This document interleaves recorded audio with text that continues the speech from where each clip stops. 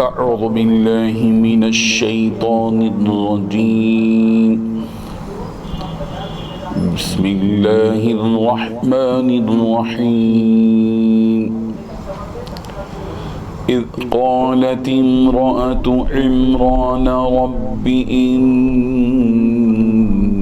نذرت لك ما في بطني محررا فتقبل مني إنك أنت السميع العليم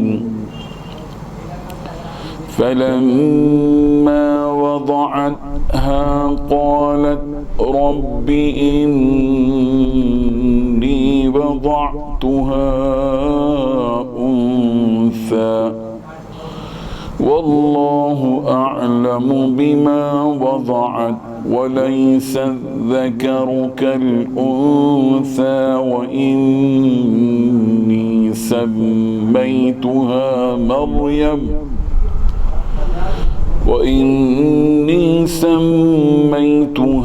مريم وإني أعيذها بك وذريتها من الشيطان الرجيم صدق الله العظيم. حاضرین و ناظرین، یہ درس نمبر 221 ہے اور سورہ آل عمران کی 2 آیتوں کی تلاوت کی گئی، آیت نمبر 35 اور 36۔ ان 2 آیتوں کا لفظی معنی یہ ہے، اذ قالت،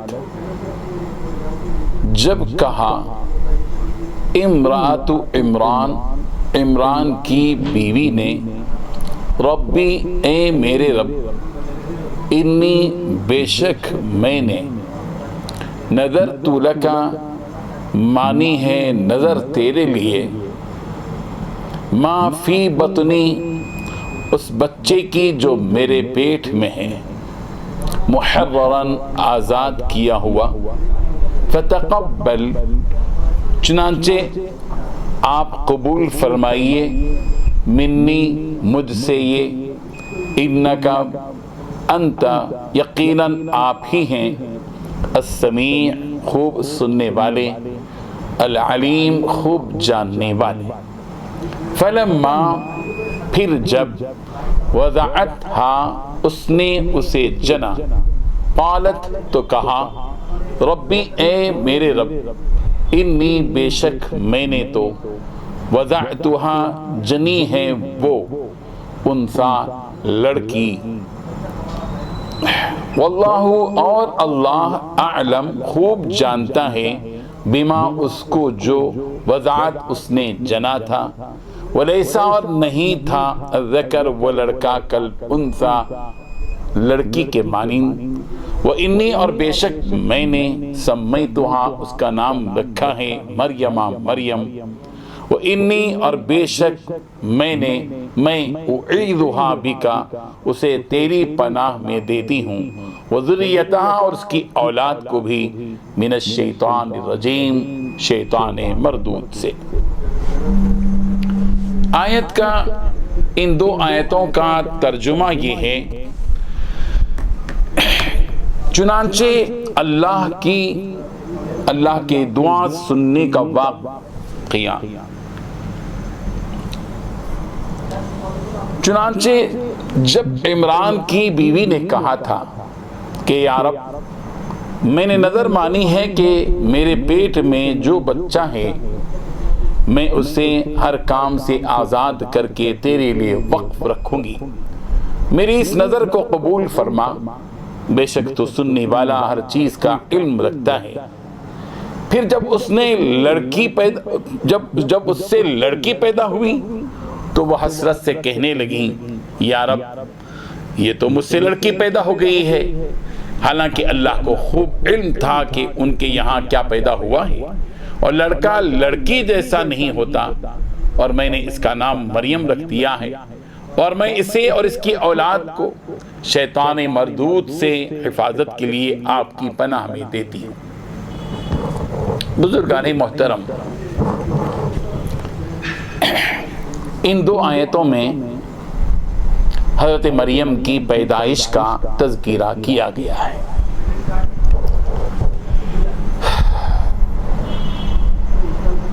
ان دو آیتوں کو سمجھنے کے لیے بنیادی طور پر یہ ایک بات ذہن میں یہ رکھنی ہے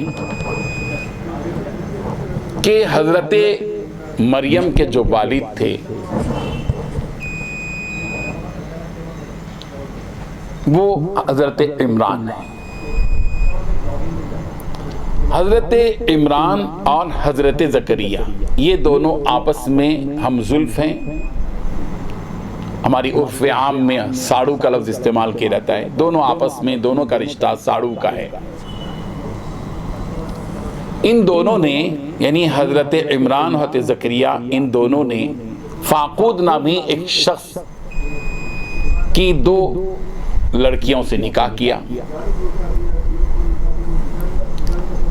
حضرت زکریا نے عیشا نامی جو ام یحییٰ ہیں، یحییٰ کی ماں ہیں، ان سے نکاح کیا۔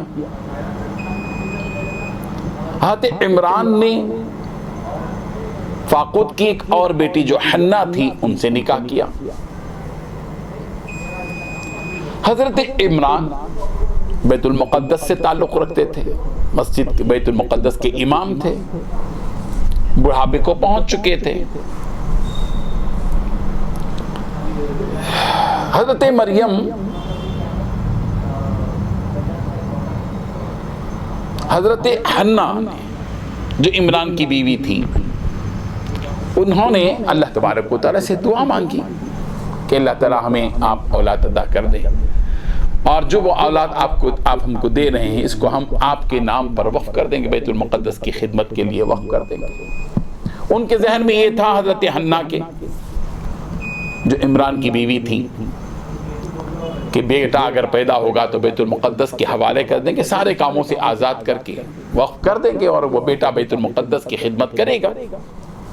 ظاہر ہے کہ ان کے چونکہ عمران اپنی زندگی میں بیت المقدس ہی سے لگے رہے، اسی سے منسوب رہے، امام بھی تھے، لوگوں میں ان کی بڑی عقیدت بھی تھی۔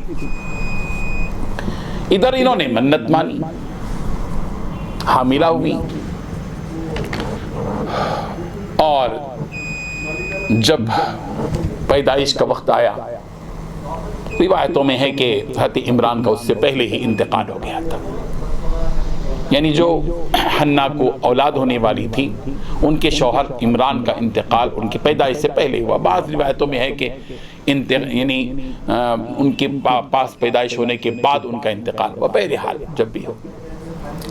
حضرت حنا نے جو بڑی پاک باز نیک خاتون تھی، ان کے جذبات دیکھیے کہ انہوں نے اپنے ہونے والی اولاد کو بیت المقدس کے لیے آزاد کر دیا تھا، وقف کر دیا تھا، سارے کاموں سے آزاد کر کے منت مانی تھی انہوں نے۔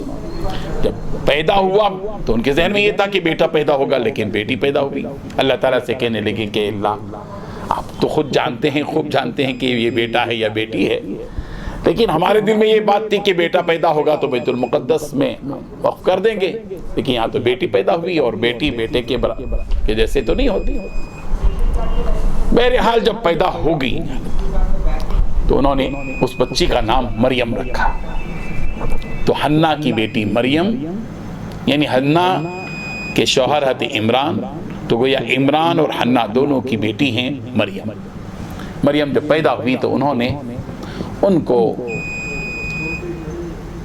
گویا کہ ارادہ جو کیا تھا، منت مانی تھی، اسی کے مطابق انہوں نے وقف کرنا چاہا۔ وہ قصہ بعد میں آئے گا۔ اس آیت نے اسی واقعے کو بیان کیا گیا ہے کہ اذ قالت، اس وقت کو یاد کرو جبکہ امرات عمران، عمران کی بیوی نے اللہ تبارک و تعالیٰ سے یہ کہا کہ رب، یہ میرے پروردگار، انی نذرت لک ما فی بطنی، میرے پیٹ میں جو ہے میں نے اس سلسلے میں منت اس بات کی ہے محررن کہ تمام کاموں سے آزاد کر کے میں اس کو آپ کے حوالے کروں گی، فتقبل منی، میری اس عمل کو آپ قبول فرما لیجیے۔ اس سے یہ بات معلوم ہوئی کہ جب بھی ہم کوئی عمل کریں تو اللہ تعالیٰ سے اس کی قبولیت کی دعا کریں۔ حضرت ابراہیم علیہ السلام نے کعبۃ اللہ کی تعمیر کی، ربنا تقبل منا انک انت السمیع العلیم کہا، ہمارے اس عمل کو قبول فرمائیے۔ ہم جب بھی نماز پڑھیں یا روزہ رکھیں یا زکوٰۃ دیں یا صدقہ خیرات کریں یا عمرہ کریں یا حج کریں، اللہ تعالیٰ سے گر گرا کر یہ کہیں کہ مولا ہم نے اپنے ناقص انداز میں یہ عمل کیا ہے، لیکن قبولیت آپ کے ہاتھ میں، آپ ہمارے اس عمل کو قبول فرمائیں۔ یہ ایک سبق تو یہ ملا۔ دوسرا سبق یہ بھی ملا کہ ہمیں چاہیے کہ ہم اپنی اولاد کے بارے میں اس بات کی بھی فکر اپنی زندگی میں کریں کہ ہم اپنی اولاد کو دین کے لیے وقف کریں گے۔ آج کل یہ مزاج کم ہوتا جا رہا ہے، بچہ پیدا ہوتا ہے تو ہمارا پلان یہ ہوتا ہے کہ وہ ڈاکٹر بنے گا، انجینئر بنے گا، سی اے بنے گا، کمشنر بنے گا، فلاں بنے گا، ایم ایل اے بنے گا، یہ بنے گا اور وہ بنے گا، بزنس مین بنے گا، کارخانہ سنبھالے گا۔ ہمیں کچھ لوگ ایسے بھی ہونی چاہیے جو دردمند ہو، دین کی فکر ان کے ذہنوں میں سوار ہو، اور وہ اپنی اولاد کے بارے میں اس بات کا اپنے اندر خیال پیدا کریں، عزم پیدا کریں کہ میرا بچہ جو پیدا ہوگا میں اس کو حافظ قرآن بناؤں گی، عالم دین بناؤں گی، مسجد کا امام بناؤں گی، قوم کا مقتدی بناؤں گی، قائد مذہبی قائد بناؤں گی، دین کا داعی بناؤں گی۔ یہ فکر ہونے چاہیے۔ اس آیت سے بھی سبق ملتا ہے۔ اور دوسری بات یہ کہ سے بھی سبق ملتا ہے کہ جب بچہ پیدا ہو تو ہم اس بچے کو اللہ کی پناہ میں دیں۔ ہم کیا حفاظت کر پائیں گے؟ اللہ کی پناہ میں دے دینا چاہیے شیطان سے، اس لیے کہ بچہ جب پیدا ہوتا ہے تو گویا شیطان اس کو چھوتا ہے۔ روایتوں میں آتا ہے، بخاری میں ہے کہ جب بچہ پیدا ہوتا ہے تو شیطان اس کو کچوکے لگاتا ہے، بچے کو چھوتا ہے، جس کی وجہ سے بچہ چیختا ہے۔ لیکن دو شخصیتیں ہیں، مریم اور ان کے بیٹے عیسیٰ، ان کو شیطان نے چھوا نہیں۔ بخاری میں یہ بات موجود ہے۔ بہرحال ایک بات سبق اس سے بھی ہونی چاہیے کہ ہم سب کو چاہیے کہ اس آیت سے ملنے والے سبق کو حاصل کریں۔ کیا جذبات تھے حضرت حنہ کے، جو عمران کی بیوی تھی، کہ انہوں نے اپنے بچے کی پیدائش سے پہلے ہی فکر کی، اور اس بچے کو یا بچی کو جو بھی ہوگا انہوں نے منت کر لی کہ میں اس کو بیت المقدس کی خدمت کے لیے وقف کروں گی۔ یہ ہے وہ کام جو امت کے افراد کو کرنے چاہیے۔ قیامت تک یہ دین باقی رہنا ہے، اور اس دین کی بقا کے لیے کچھ رجال، کچھ افراد کی ضرورت پڑتی ہے۔ جو رجال اور جو افراد اس ملت کے کام میں لگے رہیں، جٹے رہیں، ان کا تعلق مسجد سے ہو یا مدرسے سے ہو یا دین کی دعوت سے ہو یا تزکیے سے ہو، اسلام کی بقا اور مسلمانوں کی رہبری کے لیے ایسے افراد کی قیامت تک ضرورت پڑتی رہے گی۔